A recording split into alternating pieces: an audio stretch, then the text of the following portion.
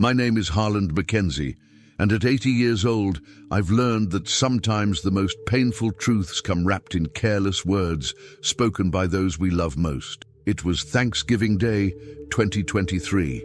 The aroma of roasted turkey filled my daughter Miles' suburban home in Ohio, where I'd been living for the past 3 years. I was quietly helping in the kitchen, trying to stay useful despite my age, when I heard my son-in-law Marcus talking to Miles in the living room. "I'm tired of that good-for-nothing old man," Marcus said with venom in his voice. "He's just a burden, Miles, dead weight eating our food and taking up space." I stood frozen by the kitchen counter, my weathered hands gripping the edge. But instead of feeling hurt, something strange happened. I smiled. You see, Marcus had no idea who he was really talking about. 40 years ago, I built Mackenzie Construction from nothing into a multi-million-dollar empire. I had crews working across 3 states, owned properties from Cincinnati to Cleveland. But when the recession hit in 2008, I made a decision that everyone thought was foolish.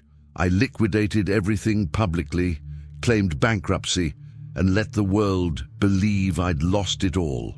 The truth, I'd hidden most of my wealth in offshore accounts and investments that Marcus could never imagine.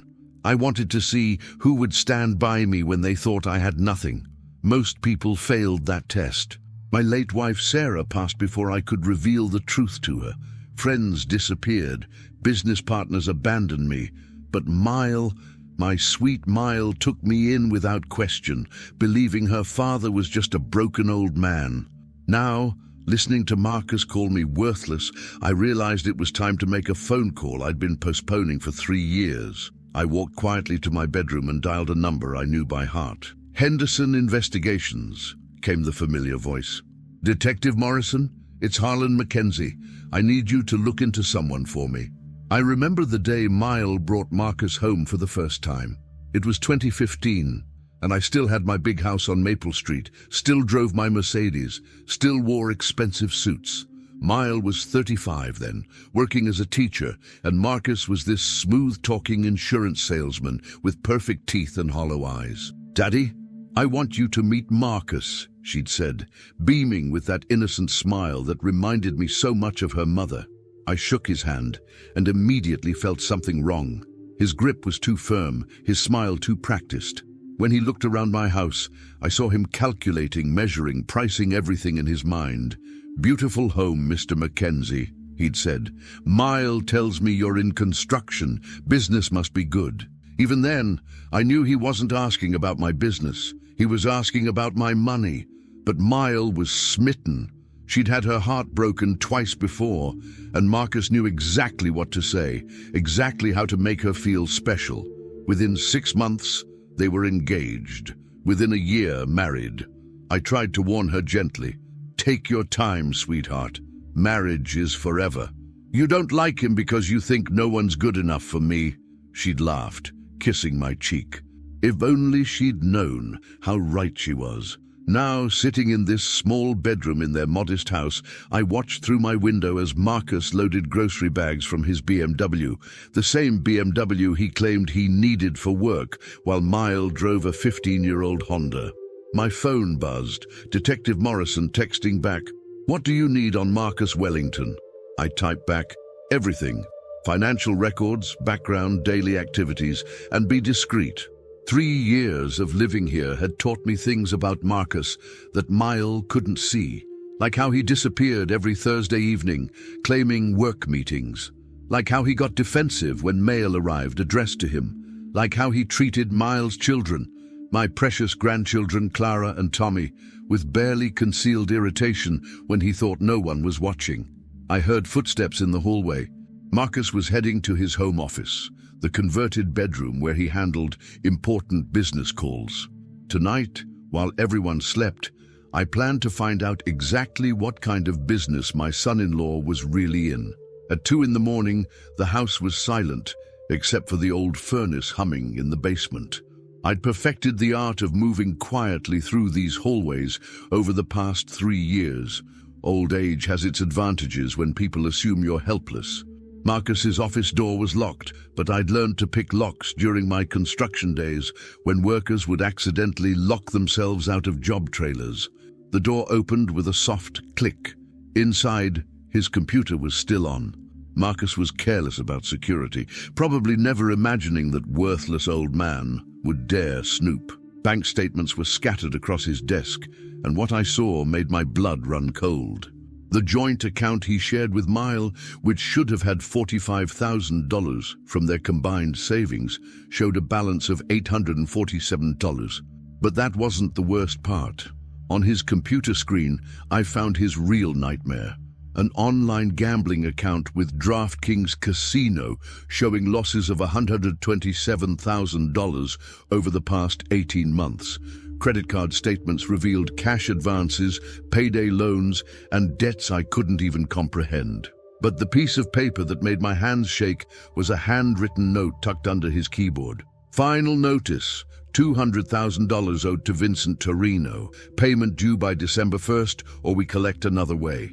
Your family is lovely, Marcus. December 1st was next week. I took pictures of everything with my phone, my heart pounding like I was 30 again. But as I was about to leave, I heard footsteps on the stairs. Marcus appeared in the doorway, wearing nothing but boxer shorts, his face twisted with rage and panic. "What the hell are you doing in here, old man?" I straightened my shoulders, drawing on the authority I'd commanded in boardrooms for 40 years. "I'm discovering what kind of snake my daughter married." His face went pale. "You don't understand." "I understand perfectly. You've gambled away their life savings, borrowed money from dangerous people, and now you're putting my daughter and grandchildren at risk." Marcus lunged forward, grabbing my arm. "You can't tell her. Please, Harland, I can fix this. I just need more time." I looked into his desperate eyes and saw a cornered animal. "How much time do you need to pay back $200,000, Marcus?" He released my arm, collapsing into his desk chair. "You know about Vincent?" "I know enough." I stepped closer. "What I don't know yet is how long you've been planning to abandon my family when this all comes crashing down." His silence was answer enough. The next morning at breakfast, I watched my family like a man studying a photograph he might never see again. Mile was making pancakes, humming softly, while Clara, my 12-year-old granddaughter, helped flip them. 10-year-old Tommy was reading a comic book at the table, occasionally laughing at the pictures. They had no idea their world was about to collapse.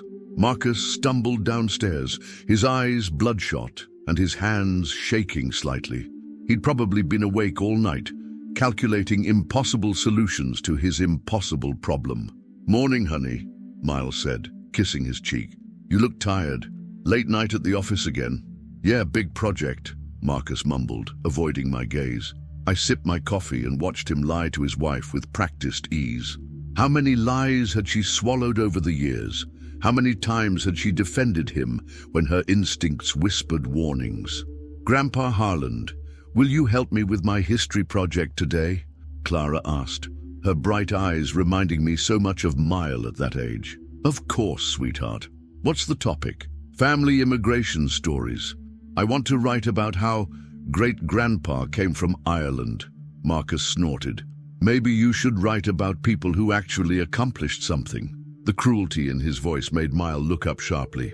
"Marcus, that's not—" "What? I'm just saying the kids should have realistic role models, not fairy tales about the past." Tommy looked confused. Clara's face fell. In that moment, I wanted to grab Marcus by the throat and shake him until his teeth rattled. Instead, I smiled at Clara. "Your great-grandfather built bridges that are still standing today, honey. Real accomplishments last longer than most people realize." After breakfast, Mile pulled me aside while Marcus was in the shower. "Dad, is everything okay between you and Marcus? There's been tension lately." I studied my daughter's face. The worry lines that hadn't been there before Marcus. The way she unconsciously touched her wedding ring when she was anxious.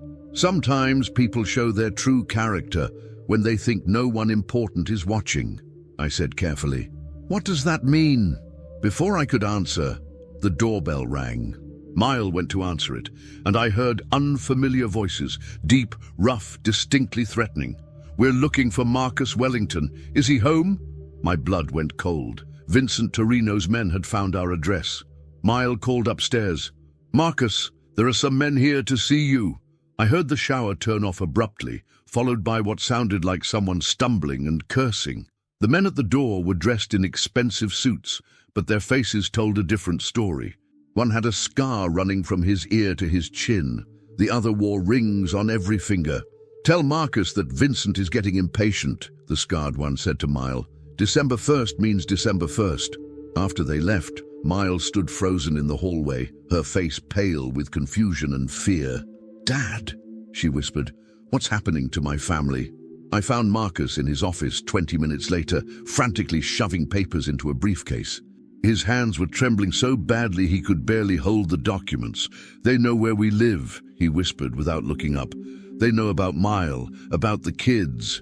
"Sit down, Marcus." My voice carried the authority of a man who'd negotiated million-dollar contracts. "Tell me exactly how much you owe and to whom." He collapsed into his chair like a deflated balloon. "Vincent Torino runs an underground poker game downtown. High stakes, cash only.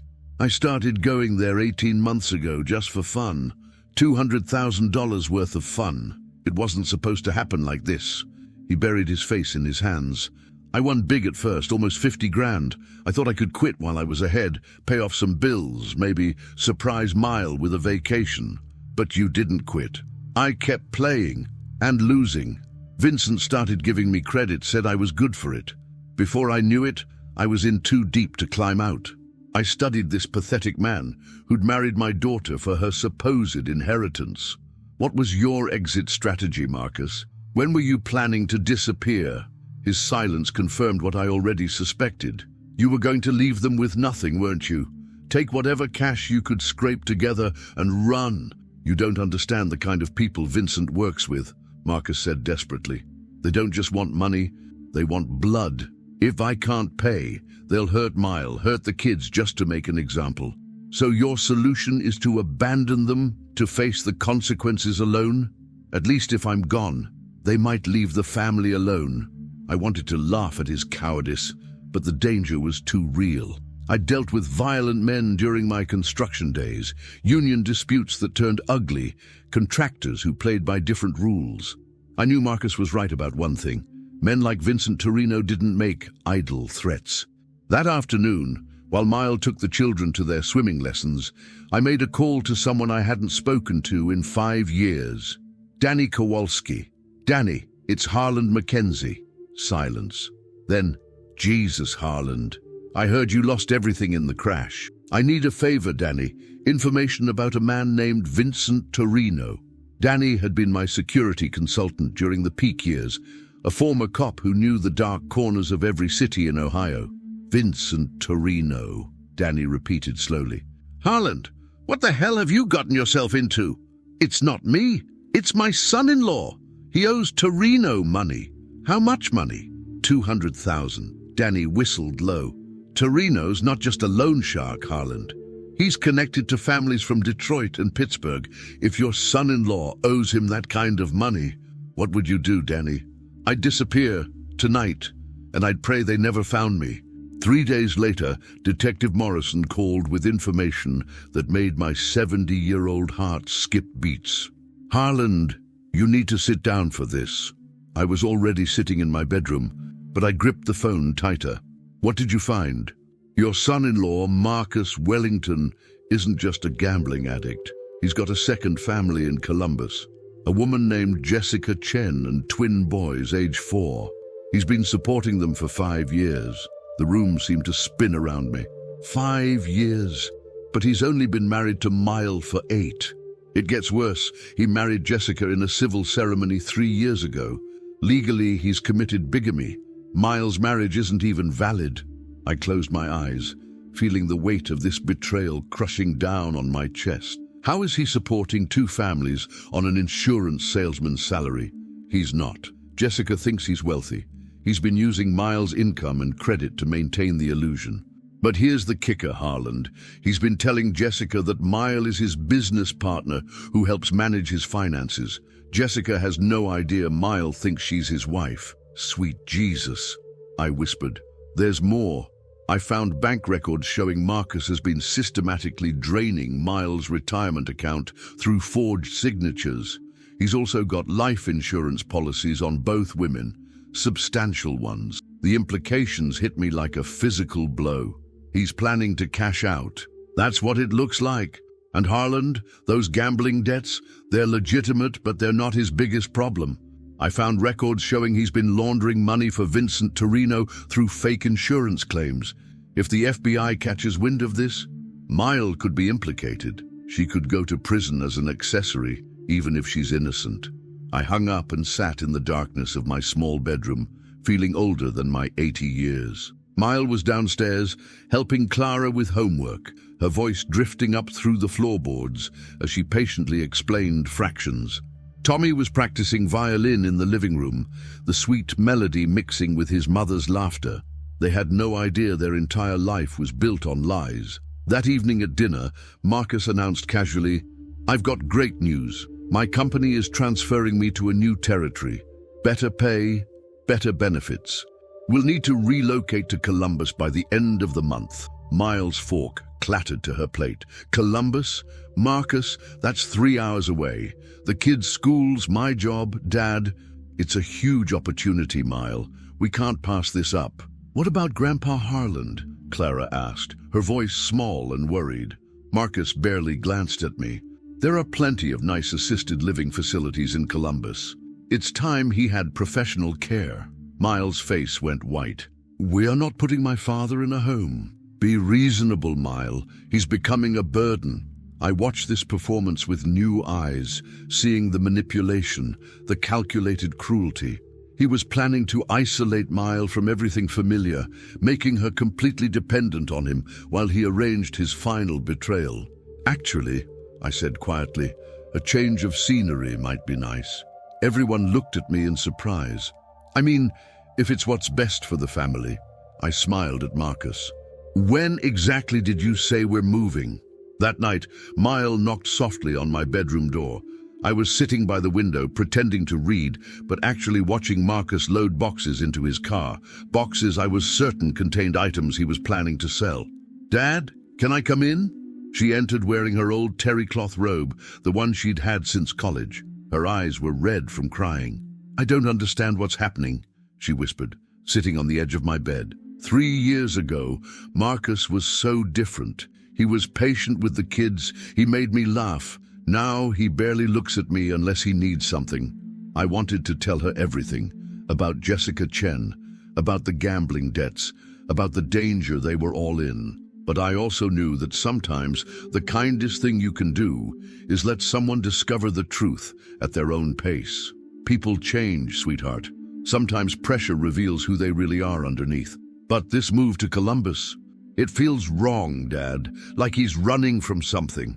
She was closer to the truth than she knew, and I can't bear the thought of putting you in some facility. You're my father, after everything you've sacrificed for me. What have I sacrificed? I asked gently.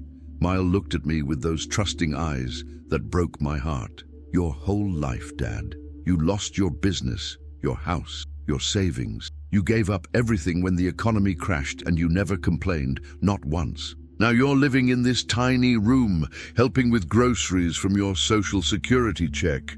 I had to look away. The magnitude of my deception felt crushing in that moment. Mile, what if I told you that things aren't always what they seem? What do you mean? Before I could answer, we heard Marcus's voice from downstairs, angry and hushed, clearly on the phone. I told you I need more time. The old man is suspicious, and Mile is asking questions. Just give me until after the move, then I'll have everything sorted out. Mile's face went pale. She stood up quietly and moved toward my door to listen better. No, she doesn't know anything about Jessica, and she sure as hell doesn't know about the insurance policies. What do you mean, take care of it permanently? Vincent, that wasn't part of our deal. Mile grabbed my arm, her fingernails digging into my skin. Dad, she breathed, what insurance policies? Who's Jessica? I saw the exact moment my daughter's world began to crumble. The trust in her eyes flickered and died, replaced by a terrible understanding that everything she believed about her life was a lie. Mile, I said carefully, I need to tell you some things. But first, you need to promise me that no matter what happens, you'll trust that I love you and I'm trying to protect you. Dad, you're scaring me. From downstairs, Marcus's voice grew more agitated. I don't care what Vincent wants. I'm not killing anyone. There has to be another way. Miles' legs gave out, and she collapsed back onto my bed, her hand pressed to her mouth in horror. Oh God, she whispered. Oh God, what have I done? What kind of monster did I marry? The next morning, Marcus acted as if nothing had happened.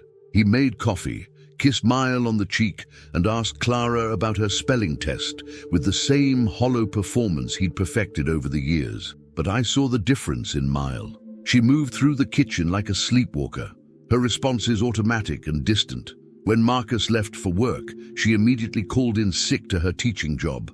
"Mom, are you okay?" Tommy asked, looking up from his cereal. "You look sad."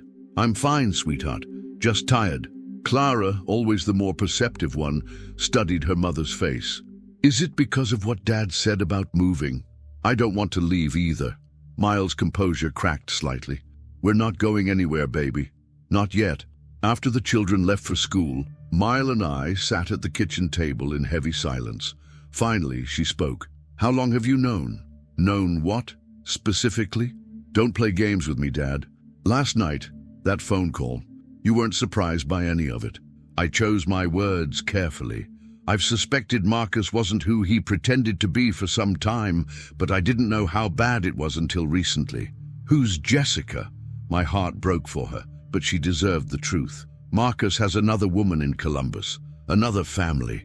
Miles' face went white. She stood up abruptly and walked to the sink, gripping the edge like it was the only thing keeping her upright. "How long?" 5 years, Mile. They have children together. She made a sound like a wounded animal, a sob that came from somewhere deep and broken inside her. I went to her, putting my arms around my daughter like I had when she was small, and the world had hurt her. "I'm such a fool," she whispered against my shoulder. "All those Thursday nights, all those business trips, all those times he made me feel crazy for asking questions. You're not a fool. You're a woman who loved and trusted someone who didn't deserve it." The phone rang, startling us both. Mile looked at the caller ID and went rigid. "It's Marcus. Don't answer it." But she was already picking up. "Hello?" I could hear Marcus's voice, agitated and demanding. "Mile, where are you? I called the school, and they said you were sick." "I am sick, Marcus. Sick of lies." Long pause. "What are you talking about?" "Jessica Chen. Columbus. Your other family." The silence stretched so long I thought the call had dropped. Then Marcus's voice, cold and dangerous in a way I'd never heard before. "We need to talk. I'm coming home." "No, Marcus, don't do anything stupid, Mile. You have no idea what you're dealing with. And keep that old man away from things that don't concern him." The line went dead. Mile stared at the phone, her hands shaking. "Dad, I'm scared."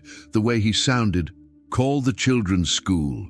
Tell them to put Clara and Tommy in the office and not release them to anyone but you or me." "You think he'd hurt the kids?"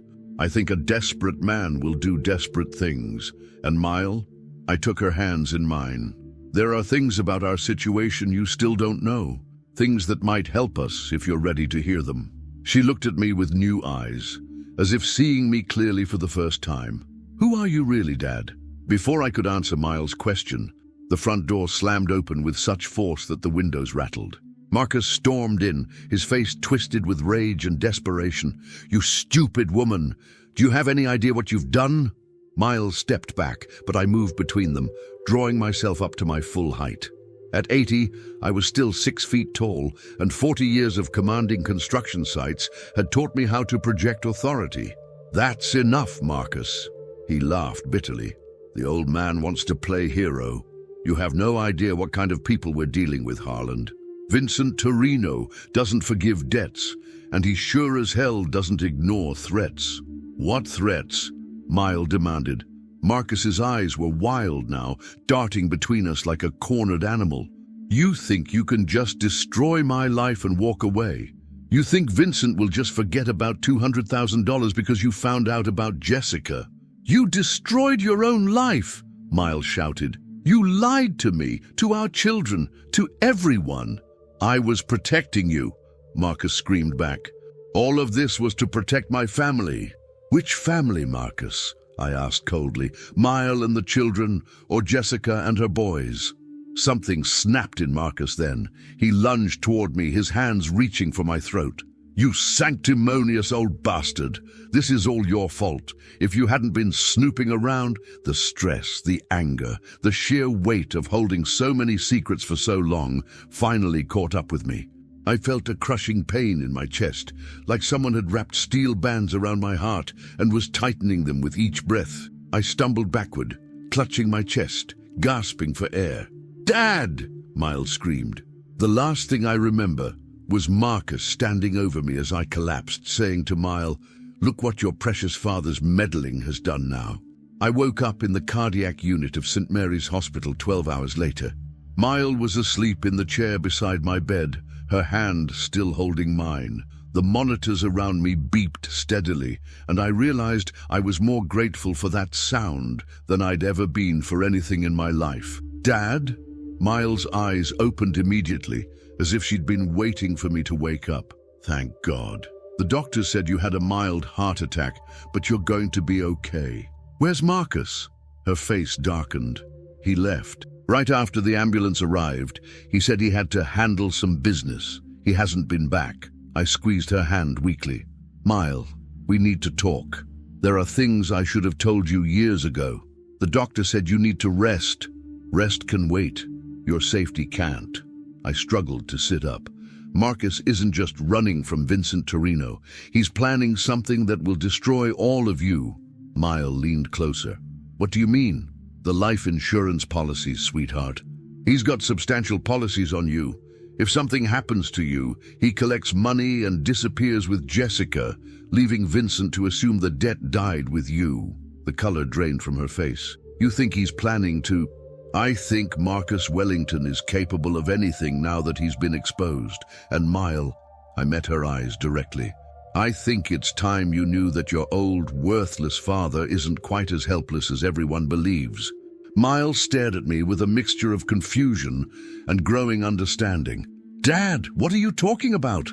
I looked around the hospital room to make sure we were alone, then reached for the bedside table drawer where the nurse had put my personal effects. "Mile, do you remember the name of my construction company?" "Mackenzie Construction, of course." "And do you remember what happened to it in 2008? She nodded slowly. "The recession destroyed everything. You lost all the contracts, had to declare bankruptcy." "That's what I let everyone believe." I pulled out my wallet and removed a business card I'd carried for 15 years. "But the truth is more complicated." Mile took the card. Her eyes widened as she read, "Mackenzie Holdings, LLC, private investment firm. In 2007, I saw the economic crash coming. I had friends in banking, connections in government who shared information quietly. So I made a decision that everyone thought was insane." "What decision?" "I liquidated Mackenzie Construction publicly, declared bankruptcy, and let the world think I'd lost everything. But Mile, I converted most of my assets into gold, offshore investments, and real estate holdings under different company names. When the crash hit, I bought up properties for pennies on the dollar." Miles' hand flew to her mouth. I mean that while everyone thought your father was a broken old man living on Social Security, I was actually building wealth like never before. The bankruptcy was strategic, sweetheart. I wanted to see who would stand by Harlan Mackenzie, the man, not Harlan Mackenzie, the millionaire." "But Dad, why didn't you tell me? All these years, watching you live in that tiny room, eating store-brand food, wearing old clothes." "Because I needed to know who you really were and who you'd choose to marry. Most importantly, I needed to know how that man would treat you when he thought there was no money to be gained." Tears streamed down Miles' face. "Marcus married me thinking he'd inherit your fortune. And when he realized there was no visible fortune, his true nature came out. The gambling, the cruelty, the second family. That's who Marcus really is when he thinks no one important is watching." "How much, Dad? How much money are we really talking about?" I smiled at my daughter, this brave woman who'd taken in her supposedly penniless father without hesitation. Current portfolio value is approximately $47 million. Miles' legs gave out, and she collapsed back into her chair. But that's not even the most important part, sweetheart. 3 years ago, when I moved in with you, I had my lawyers draw up new documents. You and Clara and Tommy are my sole beneficiaries. Marcus gets nothing. The marriage contract he signed actually protects you from his debts. Marriage contract? I insisted on a prenup before your wedding, remember? You thought I was being overprotective, but I had my lawyers include clauses that protect you if Marcus ever committed fraud or bigamy. Since his marriage to Jessica makes your union invalid, you're legally protected from his gambling debts and his criminal activities. Mile was staring at me like she'd never seen me before. You've been protecting us this whole time. Every day for 3 years. And Mile, I've been recording Marcus's phone calls for the past 6 months. I have evidence of everything. The gambling, the money laundering, the threats from Vincent Torino. Why didn't you expose him sooner? Because I needed him to reveal the full extent of his betrayal. If I'd acted too early, he might have simply disappeared, leaving you with questions and debts. Now we have everything we need to destroy him completely. But Dad, if Vincent Torino comes after us, Vincent Torino works for money, not revenge. When he learns that Marcus has been arrested and that his wife has $47 million in protected assets, he'll write off the debt as a business loss. Mile was quiet for a long moment, processing everything. Finally, she looked up at me with something I hadn't seen in her eyes for years. Hope. What do we do now? Now we set a trap that will save our family and put Marcus exactly where he belongs. The next morning, I was discharged from the hospital with strict orders to avoid stress and excitement. The irony wasn't lost on me. I was about to orchestrate the most complex deception of my life.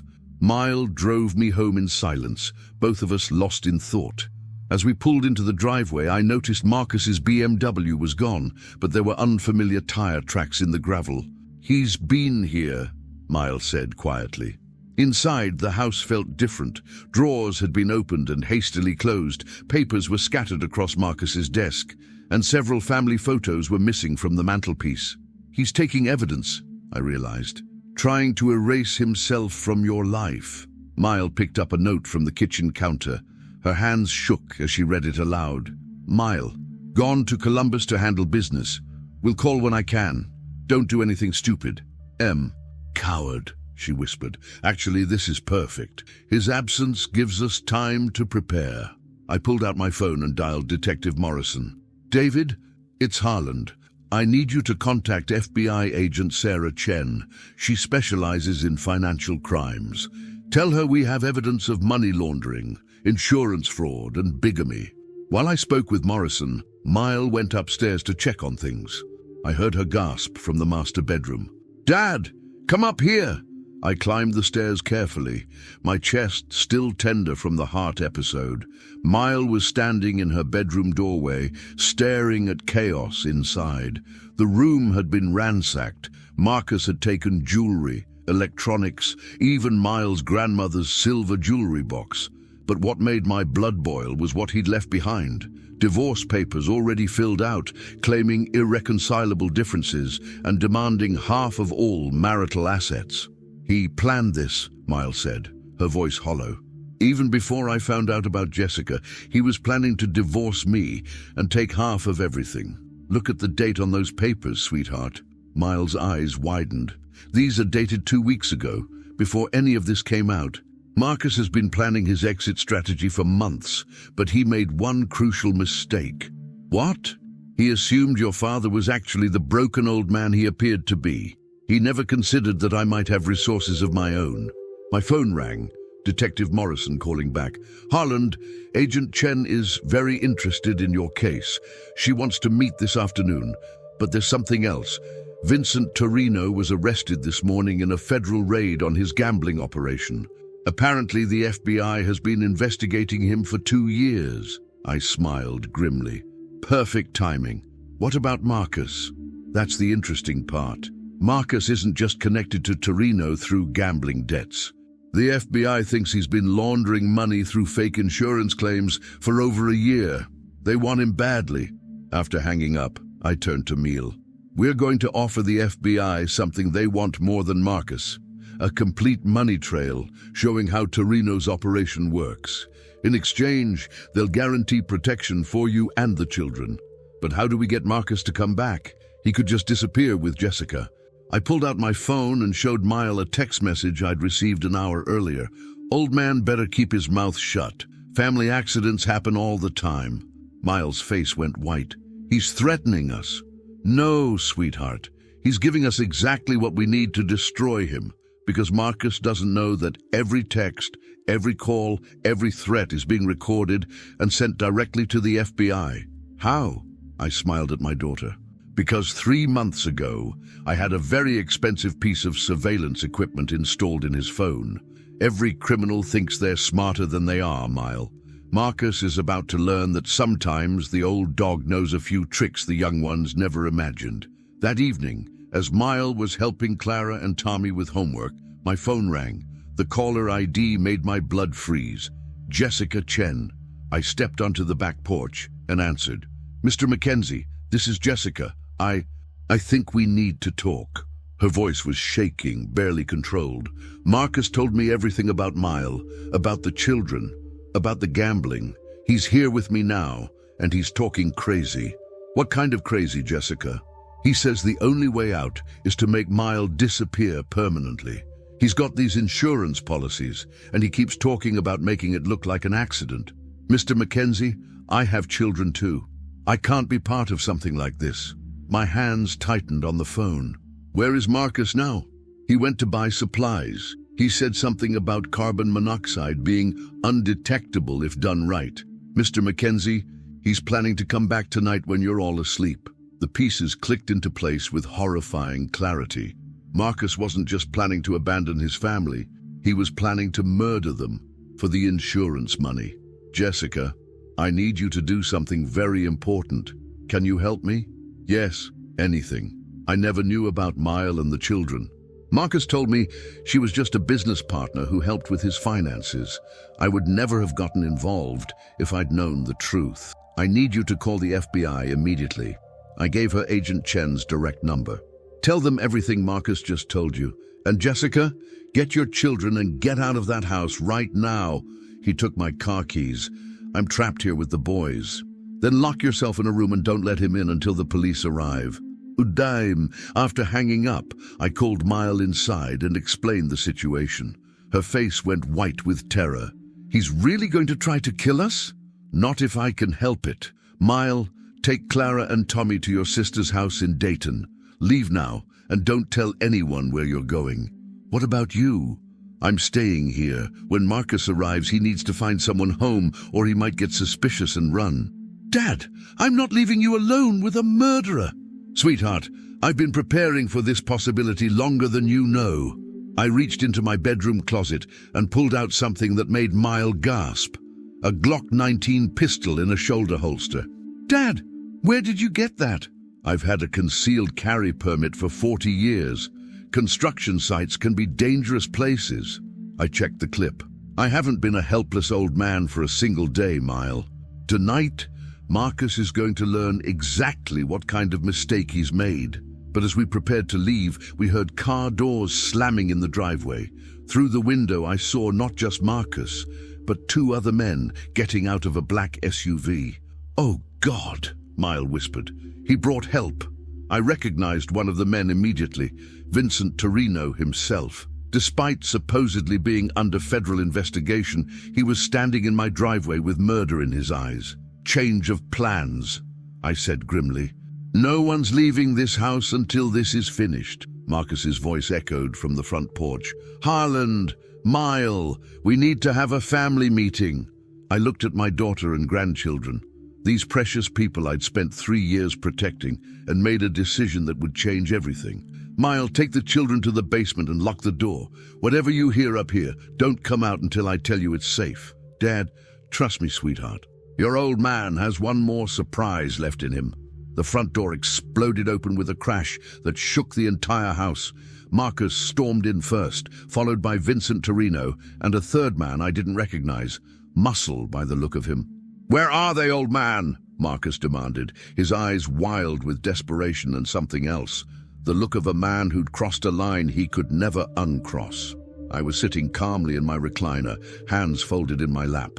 "Where are who, Marcus?" "Don't play games, Mile and the kids. I know they're here." Vincent Torino stepped forward, a man in his 60s with silver hair and cold eyes that had seen too much violence. "Mr. Mackenzie, I presume. Your son-in-law owes me a considerable sum of money." "So I've heard. 200,000, isn't it? Plus interest and penalties for his recent unreliability. The total is now 300,000. I nodded thoughtfully. "That's a lot of money for an insurance salesman to lose." Marcus laughed bitterly. "Tell him, Vincent. Tell him what happens to families who can't pay their debts." "Marcus seems to think that eliminating his current family will solve his financial problems," Vincent said, studying me carefully. "Life insurance policies, he says, enough to cover his debt and start fresh. Interesting theory. There's just one problem with that plan." What's that, old man?" the muscle asked, cracking his knuckles. "You're threatening the wrong family." I pulled out my phone and pressed a button. Suddenly, Marcus's voice filled the room through hidden speakers I'd had installed months ago. "I don't care what Vincent wants. The old man and Mile have to go. Make it look like a robbery gone wrong. Kill them both, and I collect the insurance money." Marcus went white. That's not what I meant. Vincent, I told you to make it permanent. Just kill them all and make my problems disappear." Vincent Torino's face darkened as he turned to Marcus. "You told me the old man was threatening to expose our operation. You never mentioned murder for hire." "Vincent, let me explain." But Vincent was already reaching inside his jacket. The muscle grabbed Marcus by the throat and slammed him against the wall. "You stupid fool," Vincent snarled. "Do you have any idea what you've done? The FBI has been watching me for months, and you bring me into a murder conspiracy. I thought you'd want the money." "Money?" Vincent laughed coldly. "You think I'd risk a life sentence for your gambling debts?" I stood up slowly, my hand moving to the gun concealed under my sweater. "Gentlemen, I think there's been a misunderstanding." All three men turned to me, and I saw Vincent's eyes widen as he took in my posture, my stance, the way I carried myself. "You're not just some helpless old man, are you?" Vincent said quietly. "Harlan Mackenzie, formerly of Mackenzie Construction, current owner of Mackenzie Holdings, net worth approximately $47 million. Marcus's mouth fell open. "That's impossible. You lost everything in 2008? "I let you think I lost everything. There's a difference." I pulled out the Glock and held it steady, my hands surprisingly firm for an 80-year-old. "Vincent, I believe you're a businessman, not a murderer. Marcus, on the other hand, has just tried to hire you to kill his own family." Vincent stepped away from Marcus like he was contaminated. "Jesus Christ, what kind of monster are you?" "The kind who thought he could use both of you to solve his problems," I said. But Marcus made one crucial error. He assumed I was weak. Sirens wailed in the distance, growing closer. "Vincent, I suggest you leave now. The FBI raid on your operation this morning was just the beginning. They're coming for everyone connected to your money laundering scheme. But if you walk away right now, I'll make sure they know you refuse to participate in Marcus's murder plot." Vincent looked between Marcus and me, calculating odds. "And him?" I smiled coldly at my son-in-law. "Marcus is going exactly where he belongs." The police sirens were deafening now, red and blue lights flashing through our front windows. Vincent Torino and his muscle were already backing toward the rear door, smart enough to recognize when a situation had turned impossible. "This isn't over, old man," Marcus snarled, but his voice cracked with desperation. "Yes, it is," I said quietly, keeping the gun trained on him. "It's been over since the moment you called my granddaughter a burden." FBI agent Sarah Chen burst through the front door with a tactical team behind her, weapons drawn. "Everyone on the ground, now!" I carefully placed my Glock on the side table and raised my hands. "Agent Chen, I'm Harlan Mackenzie. I'm the one who called you." Marcus tried to run for the back door, but found Vincent's men blocking his path. Apparently, they'd decided to cut their losses and leave him behind. "Marcus Wellington," Agent Chen announced, "you're under arrest for conspiracy to commit murder, money laundering, insurance fraud, and bigamy." As they cuffed him, Marcus looked at me with pure hatred. "You think you've won? You have no idea what I'm capable of. This isn't finished." "Yes, it is," Miles said from the basement doorway. She emerged with Clara and Tommy, all three of them safe but shaken. My daughter walked straight to Marcus, looked him in the eye, and said with quiet dignity, "Goodbye, Marcus. I hope someday you find whatever it is you're really looking for." Marcus was dragged away, still screaming threats, while Agent Chen took our statements. The whole nightmare that had defined our lives for months was finally over. But as the police cars disappeared into the night and we stood alone in our house, truly alone for the first time in years, I realized Miles was looking at me with an expression I couldn't quite read. "Dad," she said slowly, "there's something I need to ask you." "What's that, sweetheart?" "When you said your net worth was $47 million, was that the truth, or was it part of the performance for Vincent and Marcus?" Clara and Tommy stopped what they were doing and looked at me with wide eyes. I saw Miles holding her breath, afraid to hope for something too good to be true. I smiled at my family, my real family, the people who'd loved me when they thought I had nothing. "Kids," I said, "why don't you sit down? Your grandfather has one more story to tell you." Tommy bounced onto the couch. "Is it a good story, Grandpa?" "The best story of all," I promised. "It's about three people who loved an old man so much that they didn't care if he was rich or poor. And it's about how that old man decided to spend the rest of his life making sure they never had to worry about anything ever again." Miles' eyes filled with tears. "Dad, tomorrow, sweetheart, we're going to the bank, and then we're going house hunting. I think it's time this family had a home, worthy of the love that lives inside it." 6 months later, I stood on the back deck of our new home, a beautiful colonial on 12 acres just outside Cincinnati. Miles was in the garden with Clara, planting roses that would bloom for generations. Tommy was building a treehouse with tools I'd bought him, humming the same song his grandmother used to sing. The view was spectacular, but what I treasured most was the sound of my family's laughter echoing across our land. The doorbell rang, and I walked through our spacious home to answer it. Detective Morrison stood on the front porch with a final report. "Harland, thought you'd want to know. Marcus pled guilty to all charges yesterday. He'll serve 15 to 20 years in federal prison." And Vincent Torino cooperated fully with the FBI investigation. "He's looking at 5 years minimum, but his information brought down a money laundering network that spanned 3 states. I nodded, feeling a weight lift from my shoulders that I'd carried for too long. "There's something else," Morrison said. "Jessica Chen wanted me to give you this." He handed me a letter. Inside, Jessica had written, "Mr. Mackenzie, thank you for saving my boys and me from a man I never really knew. The FBI has given us protection and a fresh start. Marcus can never hurt any of our families again. Your courage saved us all." After Morrison left, I sat in my study, a room lined with books and family photos, with a view of the rolling hills beyond our property. On my desk was the deed to our home, paid for in cash. Beside it were trust fund documents ensuring Clara and Tommy's education would be fully funded through graduate school. Miles found me there as the sun was setting, painting our new world in shades of gold and amber. "Any regrets, Dad?" I thought about that question seriously. "Only one." "What's that?" "I regret that your mother didn't live to see this.